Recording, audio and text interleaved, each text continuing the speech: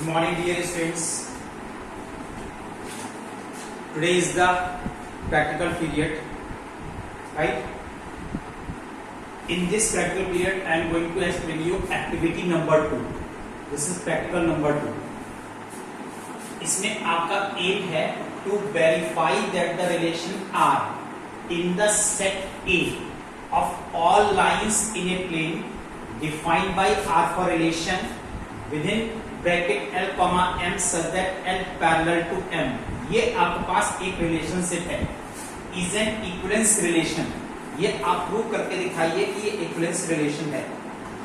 तो देखिए dear students, सारी चीजों को बोर्ड पर लिखने के बजाय मैं आपको एक्सप्लेनेशन देता हूं बुक से.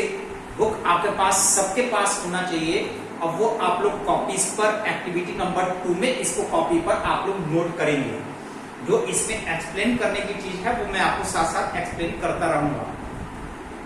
इसके बाद देखिए एम के बाद आता है pre requisite knowledge, knowledge of equivalence relations. ये आपको पता है. Knowledge of properties of parallel and perpendicular lines. अब मटेरियल में आपको चाहिए एक पीस ऑफ प्लाईवुड और बोर्ड. नो नीड, जरूरत नहीं है. सम पीसेज ऑफ यार्न्स और थ्रेड्स, कोई जरूरत नहीं है. ग्लू, ये आप चलिए ग्लू की जरूरत पड़ सकती है. नेल्स, नेल्स मींस होता है कीले, ये भी आपको नहीं चाहिए. व्हाइट पेपर, ये भी आपको नहीं चाहिए.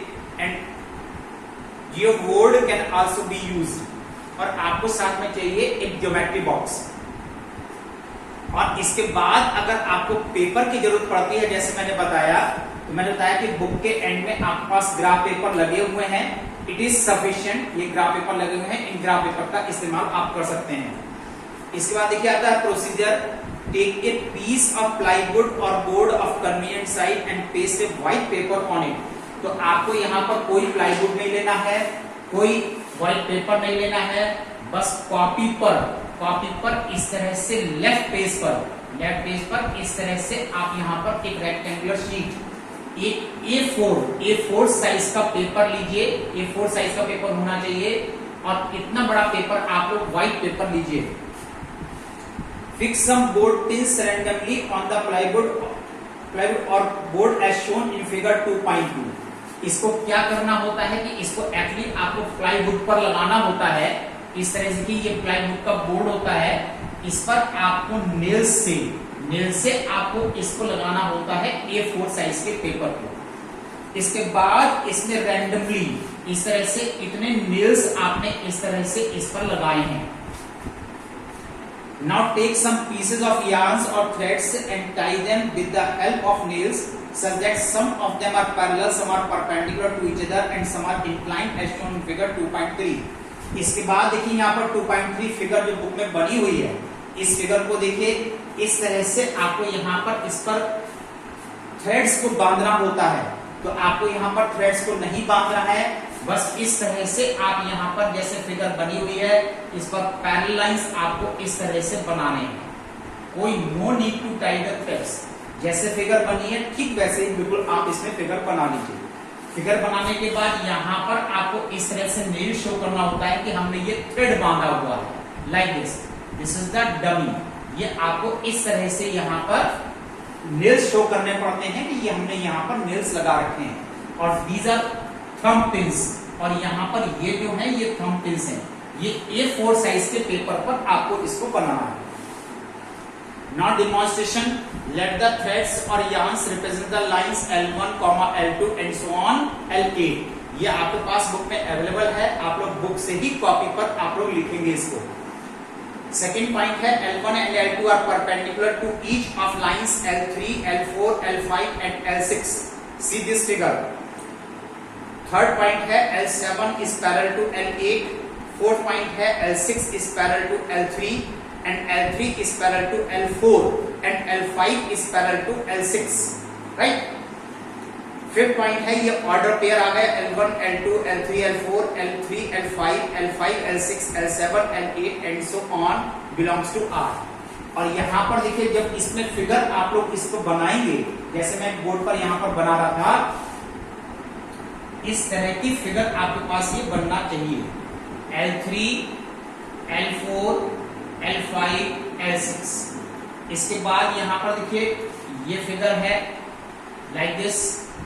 और दिस इज द फिगर, और ये है L2 L1 L2, जैसे L1 L2। इसके बाद यहां पर एक लाइन और ड्रॉ की गई है in this way, this is L7, और यहां पर एक लाइन और ड्रॉ की गई है दिस L8। जैसी बुक में फिगर बनी है ठीक वैसी फिगर आप लोग बना लीजिए। Now observation, we see that each line is parallel to itself. हर लाइन अपने आप के पैरेलल जरूर होती है। So the relation R within bracket L comma M such that L parallel to M, every line itself parallel, therefore this relation is reflexive। ये relation reflexive है। Observe that L1 parallel to L2, right, and L2 parallel to L1 also। अगर line L1 L2 के parallel होती है तो L2 line भी L1 के parallel जरूर होती है।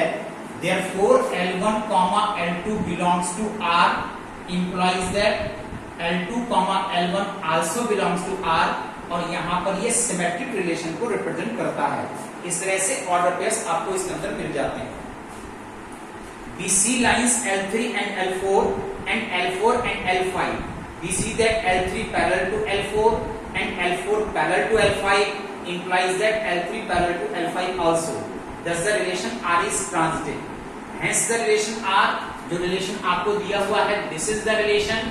ये रिलेशन जो है यहाँ पर being reflexive, symmetric and transitive, relation is an equivalence relation।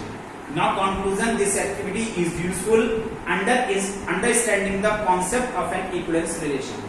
तो डियर स्टूडेंट्स, जैसे मैंने आप लोगों को एक्सप्लेन किया है एक्टिविटी नंबर 2, ये आप कॉपी पर अपने नोट कर लीजिए, राइट। और जैसे मैंने बताया अब यहाँ पर ये A4 साइज का पेपर निकाल करके जहां पर कॉपी पर आपने इसको लिखा होगा, इस तरह से कॉपी में लिखा होगा, तो इसके बीच में यहाँ पर इसको आपको पेस्ट कर देना है कॉपी के बीच में, और रूल्स पर आपको लिखना है, और यहाँ पर इसकी फिगर आपने बनाई होगी A4 साइज पर, ऐसी की ऐसी पूरा पेपर इसमें पेस्ट कीजिए और अंदर इसके फोल्ड कर दीजिए। Okay, that's all today, thank you.